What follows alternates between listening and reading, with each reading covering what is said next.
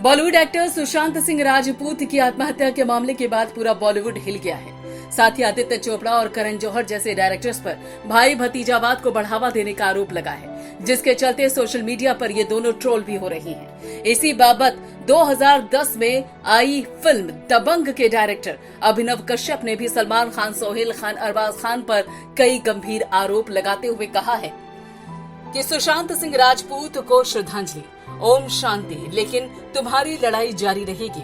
सरकार से अपील करता हूं कि अच्छे से जांच कराई जाए। सुशांत के सुसाइड ने उस दिक्कत को सामने ला दिया है जिसे हम में से बहुत से लोग फेस कर रहे हैं। वास्तव में एक व्यक्ति को आत्महत्या के लिए क्या मजबूर कर सकता है? मुझे डर है कि उनकी मौत मीटू की तरह किसी बड़े मूवमेंट की शुरुआत न बन पाए।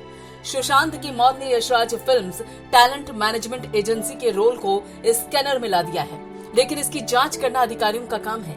ये लोग करियर नहीं बनाते, ये आपके करियर और जिंदगी को बर्बाद करते हैं। एक दशक तक व्यक्तिगत रूप से पीड़ित रहने के बाद मैं आत्मविश्वास से कह सकता हूं कि बॉलीवुड का हर टैलेंट मैनेजर और हर टैलेंट मैनेजमेंट एजेंसी कलाकारों के लिए मौत का जाल है। उन सब का केवल एक सिंपल मंत्रा है, हमाम में सब नंगे हैं और जो नंगे नहीं हैं उनको नंगा करो, क्योंकि अगर एक भी पकड़ा गया तो सब पकड़े जाएंगे। ये इन सब का तरीका है। पहले टैलेंट स्काउट्स यानी कि कास्टिंग डायरेक्टर्स वगैरह जो कट कमीशन के आधार पर काम करते हैं, मुंबई से किसी टैलेंट को खोजते हैं, फिर उस टैलेंट को सेलिब्रिटी से कांटेक्ट बनाने के नाम पर बॉलीवुड की पार्टियों में बुलाया जाता है। यहाँ उनके साथ अच्छा बर्ताव नहीं होता, वो निराश होते हैं और आत्मविश्वास भी टूट जाता है। एक बार जब आत्मविश्वास टूटता है तो स्काउट उन पर मल्टी ईयर का एक्सक्लूसिव कॉन्ट्रैक्ट साइन करने का दबाव बनाता है। ये कहता है कि वो इस फील्ड के दरिंदों से उसे बचाएगा। इसके साथ ये शर्तें होती हैं कि अगर वो इस कॉन्ट्रैक्ट को तोड़ेगा तो भारी जुर्माना देना होगा। एक बार जब कलाकार टैलेंट मैनेजमेंट एजेंसी के साथ कॉन्ट्रैक्ट को साइन कर लेता है तो फ्री होकर काम करने के लिए उसके पास जो अधिकार होता है वो खत्म हो जाता है। उनसे वो एजेंसी बहुत कम पैसों में काम कराती है, बधुआ मजदूर की तरह। अगर वो किसी तरह एजेंसी के चंगुल से छूटकर भाग भी जाते हैं तो उन्हें चरणबद्ध तरीके से बहिष्कृत कर दिया जाता है। कलाकार किसी दूसरी एजेंसी के पास जाता है ये सोचकर कि आने वाला कल अच्छा होगा, लेकिन कल कभी नहीं आता। उनकी नई एजेंसी भी वैसी ही निकलती है। कुछ साल बाद कलाकार टूट जाता है, या फिर वो सुसाइड कर लेता है, या फिर वेश्यावृत्ति और एस्कॉर्ट सर्विस की तरफ चला जाता है। मेरा अनुभव भी इस तरह का ही रहा है। शोषण सहन किया है, मुझे भी डराया गया था। दबंग के बाद से ही अरबाज खान ऐसा कर रहे हैं। मैं दबंग 2 से इसलिए बाहर हो गया था क्योंकि अरबाज खान और सोहेल खान मिलकर मुझे परेशान करके मेरे करियर का नियंत्रण अपने हाथ में लेने की कोशिश करने लगे थे। अरबाज ने मेरा दूसरा प्रोजेक्ट जो कि श्री अष्टविनायक फिल्म के साथ था उसे नाकाम कर दिया था। अरबाज ने खुद इस अष्टविनायक के हेड को कॉल करके बुरा अंजाम भुगतने की धमकी दी थी।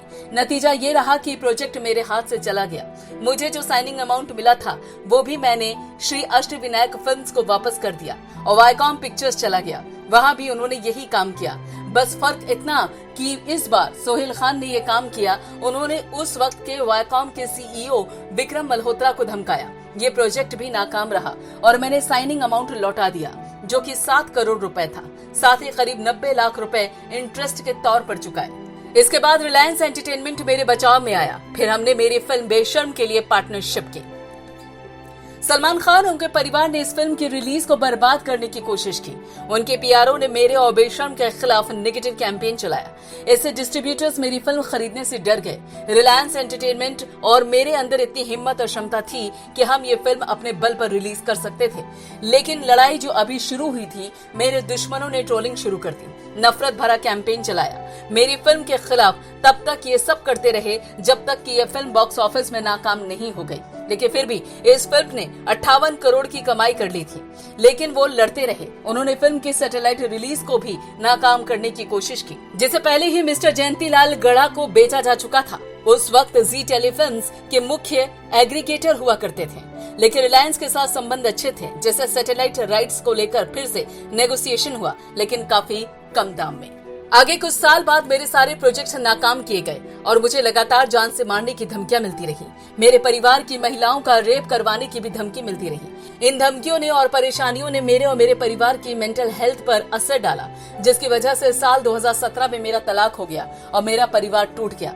कई नंबरों से मुझे SMS के जरिए सारी धमकियां दी गई थी, जिससे कि मेरे पास सबूत हो गए हैं। मैं 2017 में पुलिस के पास गया FIR दर्ज करवाने, जो कि उन्होंने दर्ज करने से मना कर दिया, लेकिन नॉन कॉग्निजेबल रिपोर्ट लिखी। जब धमकियां बढ़ गई तो मैंने पुलिस से कहा कि इन नंबर्स को ट्रेस करें, लेकिन वो मैसेज भेजने वाले सोहेल खान, जिस पर मुझे शक था, का पता नहीं लगा पाए। मेरी शिकायत अब भी ओपन है और मेरे पास पुख्ता सबूत भी है।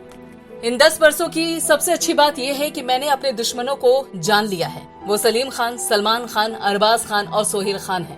वैसे तो ऐसी कई छोटी मछलियां हैं, लेकिन सलमान खान का परिवार इन सब का हेड है। वो अपने पैसों, राजनीतिक कनेक्शन और अंडरवर्ल्ड के कनेक्शन का इस्तेमाल करके किसी को भी धमकी दे देते हैं। दुर्भाग्य से सच्चाई मेरी तरफ है और मैं सुशांत की तरह हार नहीं मानूंगा। मैं पीछे नहीं हटूंगा और तब तक लड़ता रहूंगा जब तक कि उनका या फिर मेरा अंत ना हो जाए। बहुत सहन कर लिया, अब लड़ने का वक्त आ गया है।